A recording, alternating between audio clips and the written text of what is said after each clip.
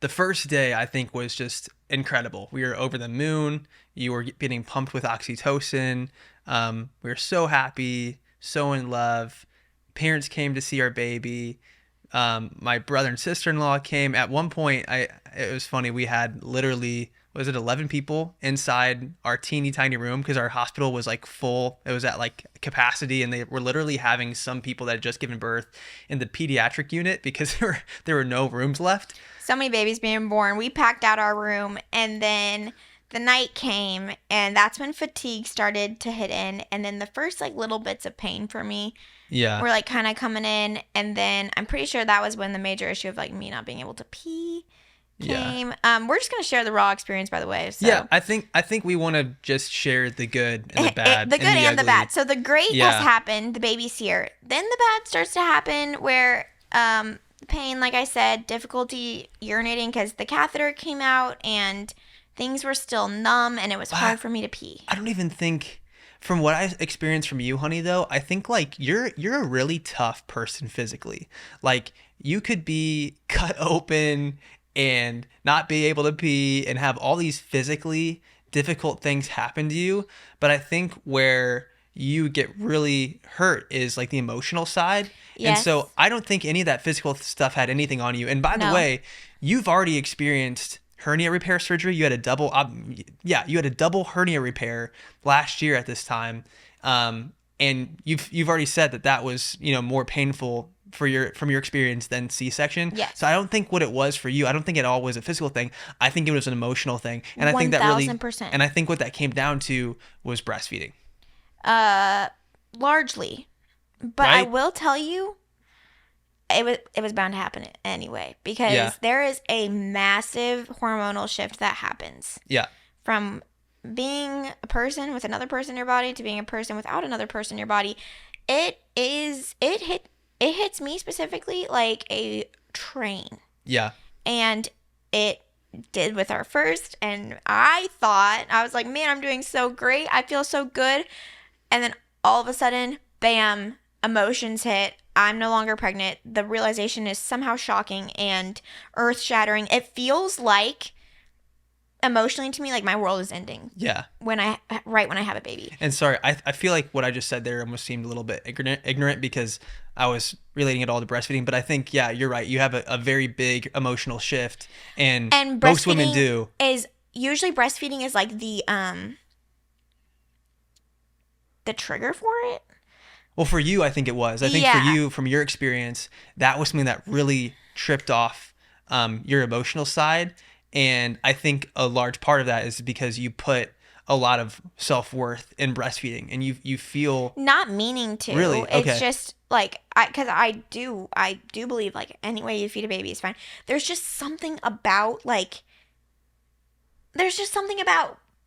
being a brand new mom again, and hearing your baby cry and knowing that your baby might be hungry and that you can, like, you're the source of nutrition, and it's not clicking, and it causes panic. How did that make you feel, like when Augie was crying and needed a I diaper can't change? even talk about it right now. And he's very needy, right? And so I'm getting up, Yeah. helping him in the night, changing his diapers. How did that make you feel that you couldn't physically like really get out of bed? I mean, I still feel that right now. Like, Yeah. with me not being able to be as hands-on with him, and especially with our oldest, it is so sad. Like, Yeah. because my instincts and my like nature just wants to, do it all and make everyone okay and take care of everyone. And I am sitting here needing to be taken care of a lot. It's the feeling, there's no other word I have for it other than is if I feel pathetic, which I know that I have to heal, and that's part of it, is taking it slow and like asking for help. And it's just you feel so small because you just want to be everything, and you can't, and you know that, but it doesn't make it better. And so that's something I'm still struggling with, but it was especially dramatic in the hospital because his needs were so great and my needs were so great. Yeah. And now we're still like every day we're kind of chipping away at it and lessening and figuring each other out, and I'm feeling better and more up to things. Still nowhere near 100%. Oh my gosh, like we're maybe at 30. But like that is something that I'm like it's really hard to communicate to your partner. Like because everyone's eyes are on the baby and wanting to take care of the baby, and everyone's been so nice and Mm-hmm. kind and gracious to me. But it's easy for moms to get overlooked, Yeah. you know. Did you feel overlooked at the hospital? Kind of, yeah. Yeah. Yeah. And was it hospital staff? Was it family? Was it No, me? it's just it's hard for you to understand. Yeah. Like it's easy to see the physical needs, but it's really Ah, hard to see the emotional needs. yeah. I'm sorry, I'm like snotting into the mic, but like the emotional needs after birth are so great. Mm-hmm. And it makes me feel pathetic to like say that, but I know that that's the experience of so many other women too.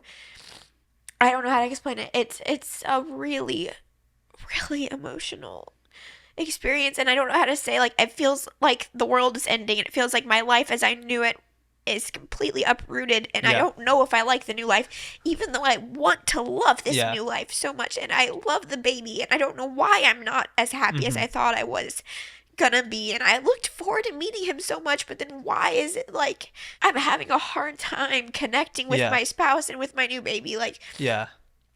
it just feels so uncomfortable. Would you say you were experiencing postpartum depression in the hospital? And here's the thing, I would never use the word postpartum depression, Okay. at least quite yet, because Yeah. it's such a massive shift. And I felt this way with Griffin, and that's why I described it as baby blues or like stress, because it didn't feel like it was going to be. I don't think that it's this long term condition thing. Mm-hmm.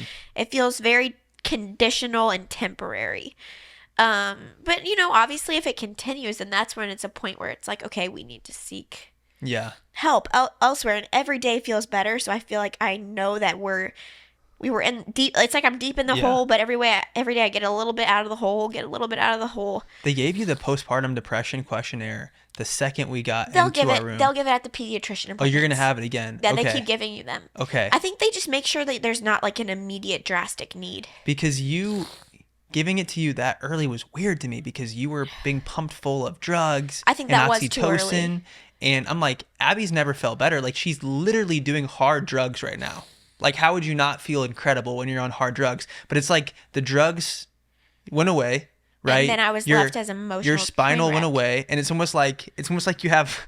I don't want to relate it to drug addiction, but it's almost like it's some sort of withdrawal, or it's like you went from this crazy high, and you Yes. just dropped to this crazy low. Crazy, like the lowest I've ever been, pretty Yeah. much.